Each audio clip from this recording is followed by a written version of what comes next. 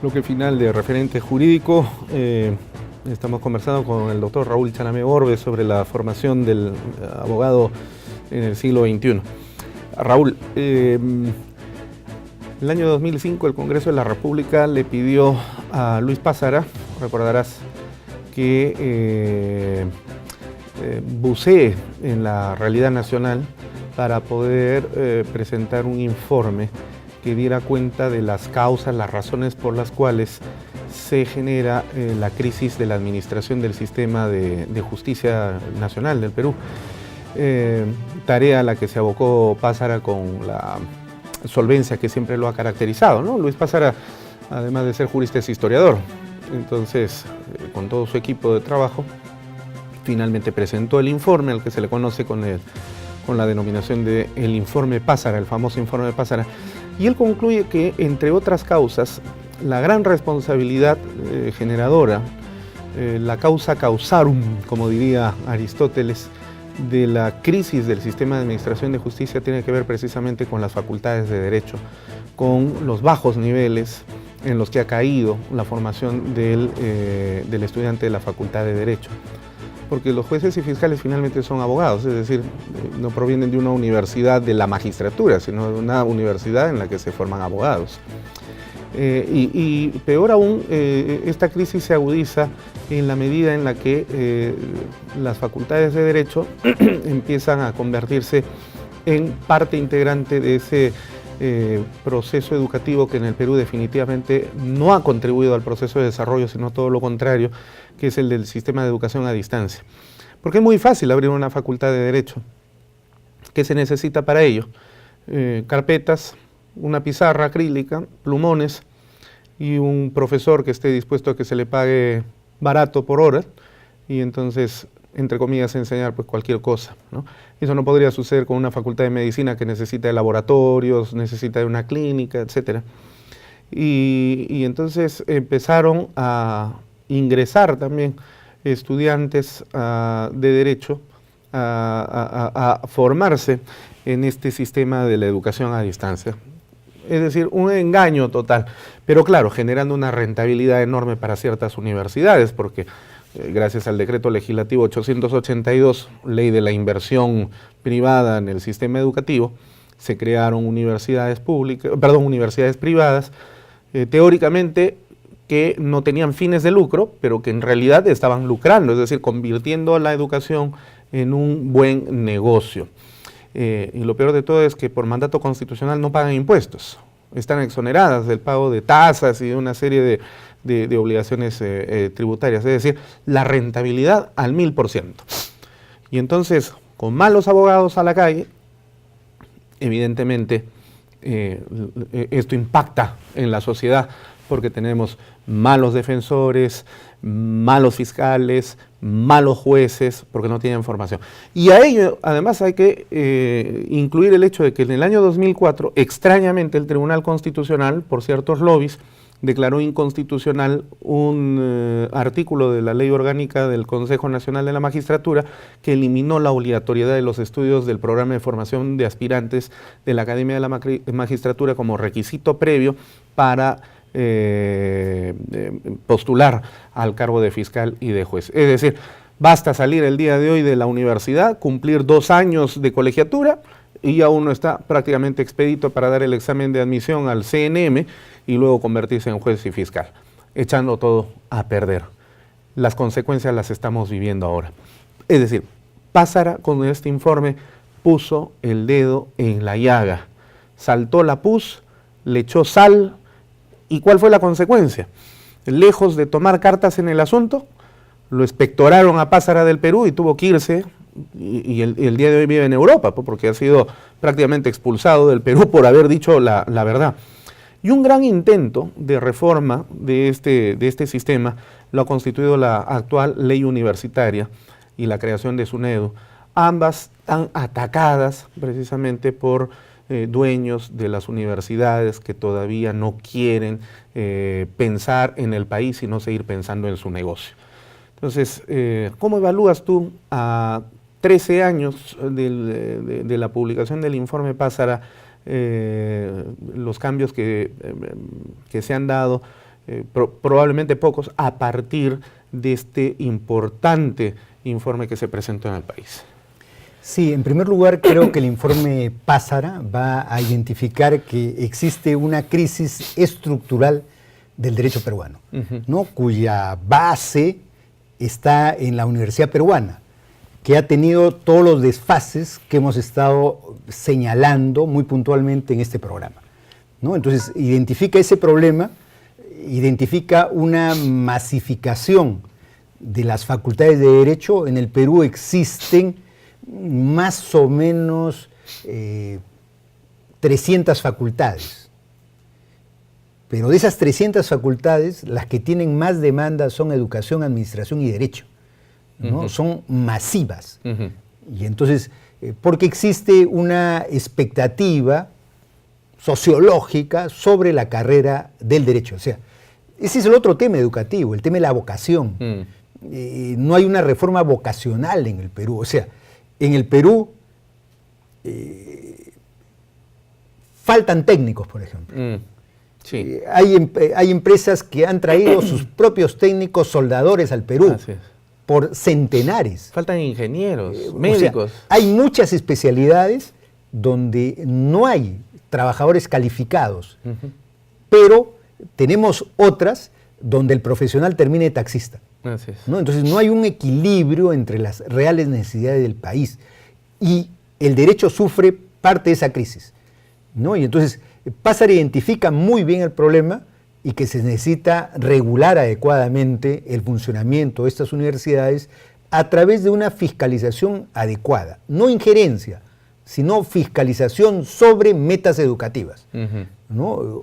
Lo que en el Perú nos falta son las metas educativas. Es por eso que se establece el tema del licenciamiento, que exige determinados requisitos de calidad que en la universidad. Por ejemplo, una biblioteca de derecho, mínimo cuántos libros debe tener, cuántas computadoras debe tener, cuántos equipos de PowerPoint, etcétera, etcétera, porque la educación no basta que exista un buen docente, sino se requieren elementos, condiciones básicas para una formación de calidad.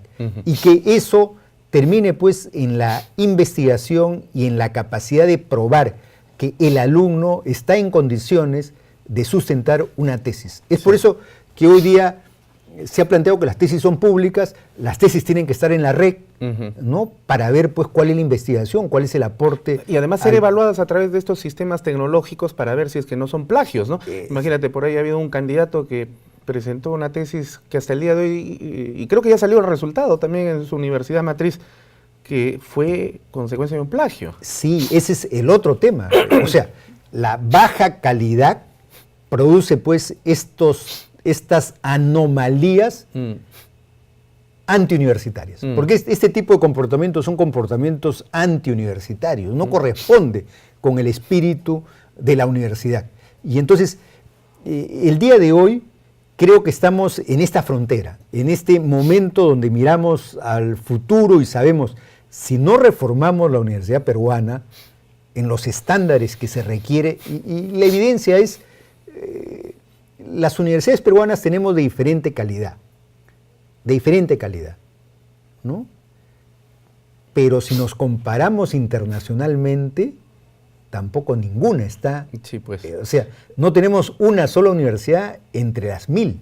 Sí, pues. ¿No? La primera universidad del Perú está bastante por debajo de la universidad 1000 en el mundo. Claro, ¿no? Entonces, y allí habría que aprender. Decir, oye, ¿cómo en América Latina una universidad pública como la Universidad Autónoma de México es la primera de América Latina? Sí, la UNAM. Entonces, ahí deberíamos mirar, Estado peruano, mira qué hizo la UNAM para ser universidad pública que está en el primer nivel de América Latina. ¿Y acá cómo vamos con San Marcos? No, San Marcos está muy rezagada. Claro. San Marcos está muy rezagada y eso evidencia la crisis del sistema universitario. Sí. ¿No? O sea, yo creo que acá todos tenemos que ser conscientes de que necesitamos rescatar la universidad para mejorar el derecho, la justicia, la medicina, para que los puentes no se caigan, etcétera, etcétera, ¿no? Sí. Ahora, el problema también que encontramos nosotros ya a nivel de la magistratura, y particularmente en la Academia de la Magistratura, esto lo vivimos, es que no hay ninguna universidad del Perú que se encargue de brindar cursos de preparación en pregrado a aquellos estudiantes que estén proyectándose a ser los próximos fiscales y jueces del Perú. Yo te cuento en ese sentido, por ejemplo, en la Academia de la Magistratura hemos tomado la decisión, y lo vamos a hacer ahora en el mes de marzo, de convocar a todos los decanos de las universidades públicas y privadas del país, decanos de Facultad de Derecho, por supuesto, para reunirnos y conversar con ellos sobre la reformulación de las currículas educativas para que la Academia de la Magistratura se convierta en el ente rector de la formación en pregrado para aquellos estudiantes que no quieran ser abogados litigantes, que tienen otra lógica, ¿no? O aquellos otros abogados que estén pensando en que van a ser funcionarios públicos, que tiene otra lógica, o aquellos otros estudiantes que estén pensando en estudiar Derecho porque van a ser políticos y su aspiración es ser congresistas, alcaldes, lo cual está bien y que responde a otra lógica. Pero el estudiante de Derecho que pretende convertirse en juez y fiscal en el Perú tiene que tener una formación desde el pregrado para que después no estemos recibiendo nosotros en profa a aquellos estudiantes que no tienen ni la menor idea de lo que significa la gestión del despacho judicial o fiscal o el trabajo propio de la magistratura y que recién tenemos que empezar a formarlo, cuando eso ya se debió haber hecho antes. Sí, ¿no? he visto algunas universidades que hay que calificarlas como universidades reformistas, que han empezado a establecer las menciones, ¿no? He visto el programa, he visto cómo trabaja una universidad. 4 años de formación general de abogado. Los 2 últimos años, mención, ¿no? Judicatura, mención en judicatura, ¿no? En derecho civil. Y entonces los 2 últimos años son para que el alumno se especialice en lo que vocacionalmente ha convenido o ha preferido en relación al derecho.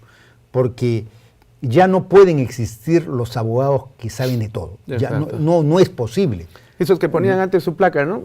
Abogado Juan Pérez, casos civiles, penales, administrativos, agrarios, laborales, lo veían todo. No es posible. Ya no se puede. No es posible. Hoy día el derecho exige, la formación tiene que ser general, pero la especialidad tiene que tener profundidad, ¿no?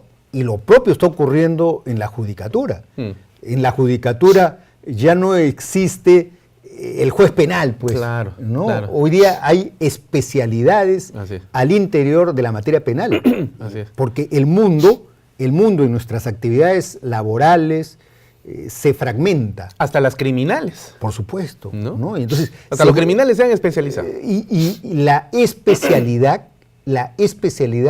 es altamente rentable. Sí, claro. No se le orienta al estudiante en los términos prácticos. O sea, hay universidades hiperteóricas. Ese es otro error. Sí. Se llega al otro extremo, Sí. ¿no? Y el más mínimo contacto con la realidad. Yo creo que la formación tiene que equilibrarse. Yo recuerdo, lo digo, yo tenía compañeros que cuando salimos de la universidad, egresamos, no sabían dónde quedaba el Poder Judicial. Así es. O sea, todo había sido una abstracción. Sí. Ni hacer escritos. Claro, no se sabía lo básico del derecho. Eso no era culpa del estudiante. Eran buenos estudiantes en los términos de esa educación tradicional, pero no eran estudiantes para este mundo competitivo que tenemos.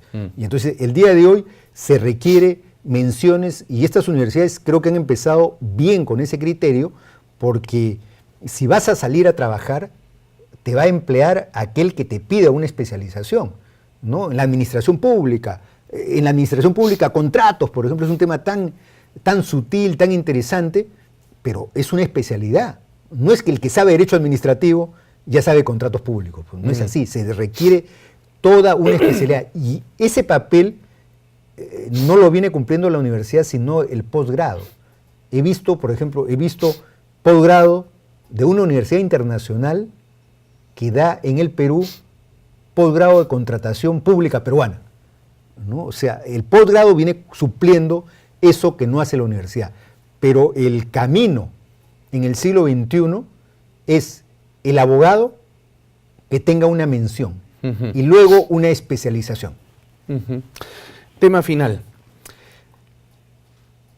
Con la desaparición virtual prácticamente de las fronteras nacionales, evidentemente también la universidad debe insertarse con una visión global, con una visión universal. Y esto implica entonces de que nuestras universidades ya no pueden ser islotes en los cuales se generen preparaciones puramente teóricas y a puerta cerrada, sino que tienen que tener una visión internacional. En esto, por ejemplo, la suscripción de convenios con otras universidades, la generación de alianzas interuniversitarias resulta muy importante. Por ejemplo, en el proceso penal aquí en el Perú hemos bebido mucho de la experiencia chilena, la colombiana, tanto de su Poder Judicial, de su Ministerio Público, pero también de sus universidades. Y aquí al Perú han venido formadores chilenos, colombianos, para transmitirnos sus experiencias como países hermanos que se han adelantado en el proceso de la reforma procesal penal y con brillantísimos docentes, y donde han destacado las mujeres muchísimo. Por ejemplo, de Colombia, Claudia Elena Serge, por ejemplo, reconocida maestra, Mónica María Bustamante Rúa, de la Universidad de Medellín, una brillantísima profesora de procesal penal que conduce un seminario internacional, un congreso internacional en Derecho Procesal Penal, y que le ha dado muchísimo al Perú como a Colombia también. Entonces, para cerrar ya el programa, ¿tú qué opinas de estas alianzas interuniversitarias internacionales? Universidad significa universal. De universitas, ¿no? En latín. El concepto de globalización que aparece precisamente con el conocimiento, ¿no? Sí. O sea, no hay conocimiento. Ya Luis Alberto Sánchez decía, la universidad no es una isla. No, la universidad no es una isla. La universidad forma parte de una comunidad de ideas, de una comunidad de conocimientos universales. Es por eso que el día de hoy existe la internacionalización de las universidades y la formación. Ya no es la universidad local, ya no es la universidad regional. Hay universidades con doble titulación. Así es. Ya se está practicando en el Perú. Eso va a ser lo ordinario. Universidades bilingües. Sí. Es el otro tema que lo tenemos como déficit. El tema de los idiomas, el tema del inglés, el tema de las lenguas que tienen reputación jurídica, ¿no? Y entonces marchamos hacia eso, razón por la cual ya no conocemos un abogado que solamente esté en un lugar. Necesitamos abogados, hacemos intercambio permanentemente. Como tú bien has señalado, la experiencia de la aplicación del nuevo Código Procesal Penal se ha bebido. Magistrados y litigantes, defensores lo han bebido en Chile, lo han bebido en Colombia, lo han bebido en otros países, donde han ido a aprender la experiencia, y esa ha sido una cátedra abierta, sumaria, rápida, para aprender este nuevo modelo en el cual la universidad no se había actualizado. Y todavía no se actualiza. No se actualiza, lamentablemente, ¿no? Así es. Entonces necesitamos marchar, porque también el tema es, a diferencia de otros tiempos, nuestros plazos son cortos. Sí. Nuestros plazos son cortos, ¿no? Entonces necesitamos marchar, universalizarnos y no descuidar nunca la calidad en la formación y la enseñanza. Muy bien. Te agradecemos, Raúl. El tiempo tirano siempre en la televisión nos obliga a hacer un logos interruptus a estas alturas del desarrollo del programa, pero sin embargo esta conversación ha sido muy buena. Yo creo que nuestros televidentes quedan satisfechos con estas reflexiones, que además también aterrizan en propuestas que esperamos pues sean implementadas progresivamente, pero de manera rápida, que es lo que tú estás reclamando y todos lo hacemos. Muchas gracias, Raúl, por tu contribución en Referente Jurídico. Te agradezco, Luis Alberto, y que continúe este programa de divulgación y debate Referente Jurídico. Muchas gracias. Gracias.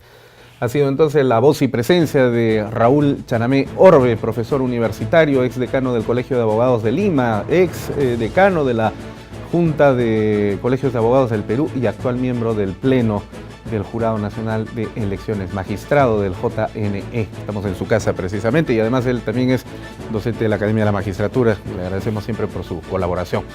De esta manera llegamos entonces a la parte final de Referente Jurídico, en nombre del doctor Gonzalo Chávarri Vallejos, fiscal supremo del Ministerio Público y presidente del Consejo Directivo de la Academia de la Magistratura de la República del Perú, les agradecemos por vuestra cordial sintonía.